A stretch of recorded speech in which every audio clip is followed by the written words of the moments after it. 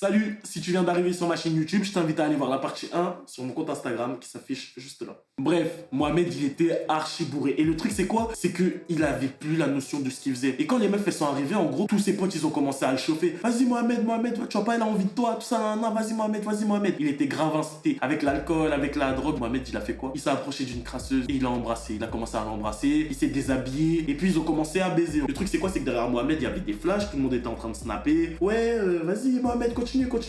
Bref, il s'est réveillé. Et quand, en gros, il s'est réveillé, il était dans la cave. Il restait encore des potes à lui qui étaient encore bourrés, tout ça, il était à moitié dénudé, il s'est réveillé, il se réveille, il commence à se rhabiller, il prend son téléphone et là il voit plein d'appels manqués de Sarah. Donc le truc c'est quoi? C'est qu'il se met à rappeler Sarah. Il appelle et il lui dit au téléphone en gros ouais je vois que tu m'as appelé qu'à de fois et tout qu'est-ce qui se passe et tout Et là en gros Sarah elle lui répond ouais t'es sérieux après ce que t'as fait tout, t'oses me rappeler tout t'es sérieux après tout ce que j'ai fait pour toi et tout Et Mohamed il comprenait pas parce que dans sa tête c'était le trou noir. Il se rappelait plus de rien tout ça. Il commence à lui dire mais qu'est-ce que tu racontes et tout je sais pas de quoi tu me parles et tout, comment ça, j'ai fait quoi et tout. Bref, le ton commence à monter, les deux ils commencent à crier, tout ça. Il lui dit, mais c'est quoi, vas-y, ok, non. Il raccroche. Maintenant, quand il regarde son téléphone, en gros, dans ses snaps, il a des snaps enregistrés. Et là, en gros, il voit qu'il est en train de baiser une meuf et il réalise ce qu'il vient de faire. Donc, il va dans la conversation avec Sarah, et sauf qu'il voit que dans les snaps, Sarah, elle a reçu toutes les vidéos de lui en train de baiser une meuf. Et là, il réalise qu'en gros, ses potes lui ont mis à l'envers. En gros, ses potes, ils ont snappé quand il est en train de baiser une meuf et ils ont envoyé à sa meuf. Bref, il prend son téléphone, il appelle Sarah et il commence à s'excuser. Ouais, j'étais bourré et tout,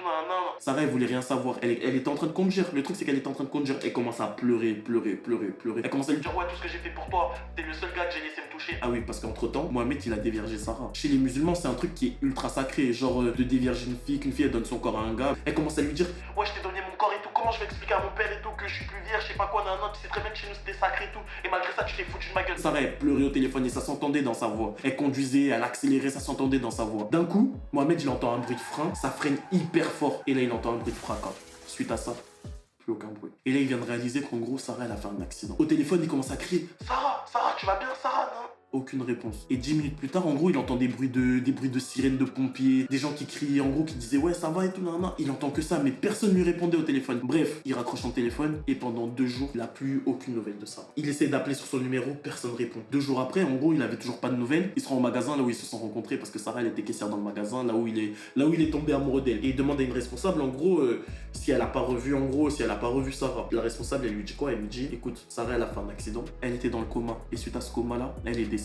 À partir de là, le monde de Mohamed, il s'est effondré. Parce qu'en gros, il venait de comprendre que techniquement, si elle était morte, c'était à cause de lui. Parce qu'il avait appelé au téléphone, parce qu'il s'était embrouillé, parce qu'il avait trompé, parce qu'il avait bu. Et cette meuf, elle lui avait tout donné de base. Elle lui avait tout donné. Le truc, c'est quoi? C'est que Mohamed, il connaissait pas les parents de Sarah. Il savait pas dans quel hôpital elle avait été. Il savait même pas quand Sarah, elle allait se faire enterrer. Tout ce qu'il savait, c'est qu'elle était morte. Et il avait son meurtre sur la conscience, il se sentait coupable. Parce que si jamais il avait pas appelé à ce moment-là, elle n'aurait pas fait d'accident. Bref, jusqu'au jour d'aujourd'hui, il s'en est toujours pas remis. Il a un traumatisme qui fait que il peut pas toucher une femme. Il peut rien envisager avec une fille. Parce que chaque fois qu'il envisage un truc avec une fille, il repense à Sarah. Depuis, il voit des psychiatres.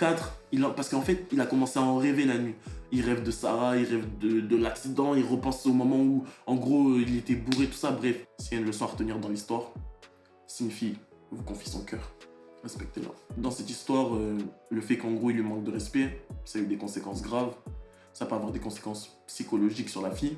Parce qu'il y a certaines filles, je reçois des histoires des fois de filles qui sont traumatisées parce qu'elles se sont fait tromper. Et c'est pas un truc dont on arrive à se remettre facilement. La confiance, c'est facile à donner, c'est très facile à perdre aussi. Et quand je parle de confiance, je parle pas que de confiance qu'une meuf elle donne à un gars. Je parle même de confiance en soi. Parce qu'il y a des filles qui en arrivent à se poser des questions sur mais pourquoi il m'a trompé? Qu'est-ce qu'elle avait de plus que moi?